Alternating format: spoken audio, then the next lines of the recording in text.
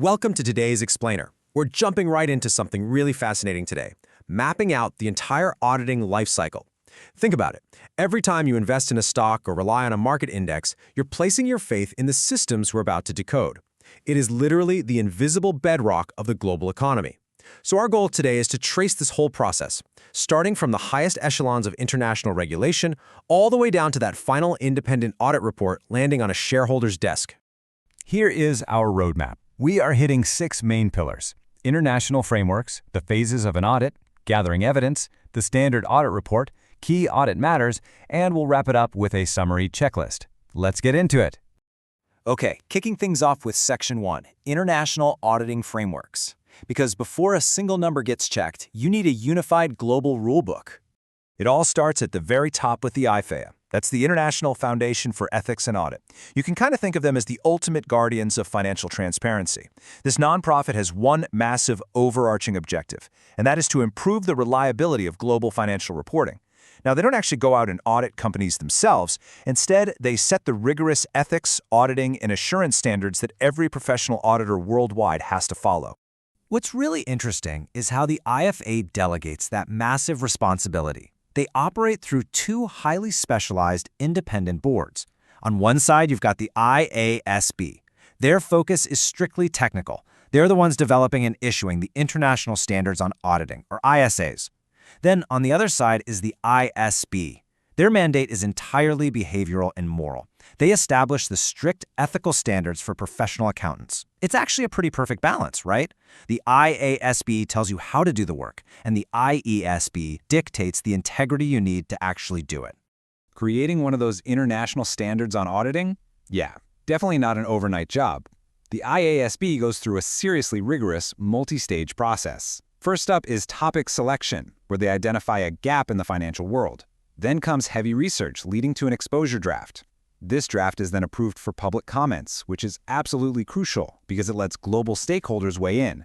The board then meticulously reviews those comments, makes revisions, and finally reaches final approval and issuance. It's painstaking for sure, but it ensures every standard is globally sound. Moving right along to Section 2, Phases of an Audit. This is where we transition from theory into real-world execution. A proper audit is highly sequential, and it always begins with risk assessment.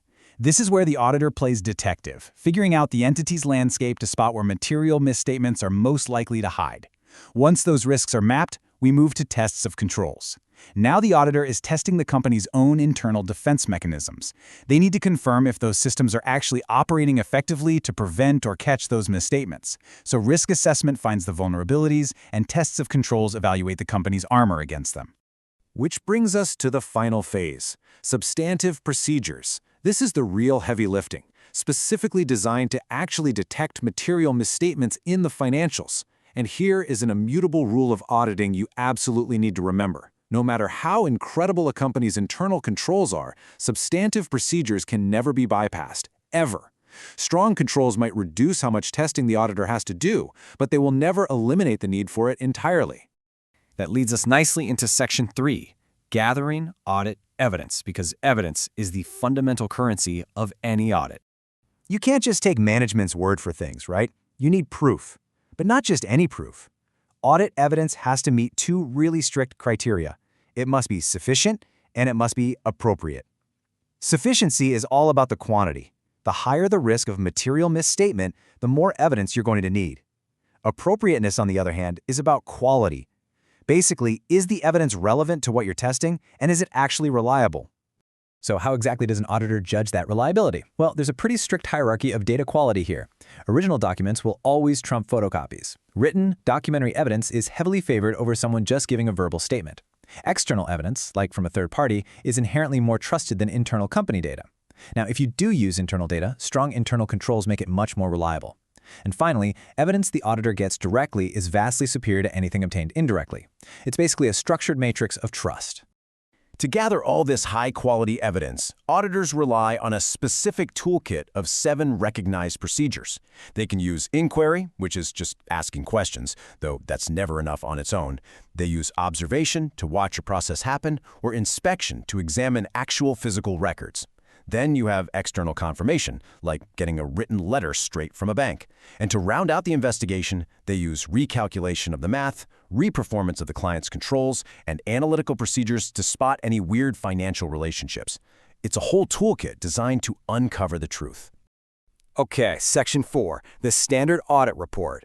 This is the ultimate output of all that rigorous labor we just talked about. This final report has a very strict anatomy. These 12 standardized elements, they aren't just suggestions, they are absolutely mandatory. We're talking everything from the highly specific title, Independent Auditor's Report, straight through the auditor's opinion, all the way down to the final unique document identification number. Why so rigid? Because it guarantees global consistency. Whether you are reading an audit report for a tech giant in Tokyo or a manufacturer in Munich, the clarity and structure for the financial stakeholder is exactly the same. But what happens when an audit is just incredibly complex? Let's look at Section 5, Key Audit Matters, or CAMs for short. Standard audit reports used to get criticized a lot for being too boilerplate. So standard setters introduced key audit matters to fix that. But what exactly constitutes a key audit matter? Well, a CAM is an issue of the most significance in the current audit. Crucially, auditors aren't just pulling these out of thin air. They are derived strictly from matters that have already been communicated with those charged with governance at the company. To elevate an issue to the highly scrutinized level of a CAM, the auditor has to use intense professional judgment. They're looking for major red flags. Are there high-risk areas for material misstatements? Were there highly unusual transactions? Maybe the accounting policy was so complex it required a whole team of specialists to untangle it. These are the factors signaling to the auditor that, hey, shareholders desperately need more transparency on this specific topic. If a company is listed, including a separate CAM section in the audit report is universally mandatory. The auditor has to formally describe what the matter was, exactly why it was so significant, and precisely what procedures the team performed to address it. Now, this is key. The auditor is not issuing a separate opinion on this matter. They are simply pulling back the curtain on the most challenging parts of the audit, giving the public an unprecedented level of transparency. We have covered a massive amount of technical ground today, so let's lock it all in with Section 6, our summary checklist.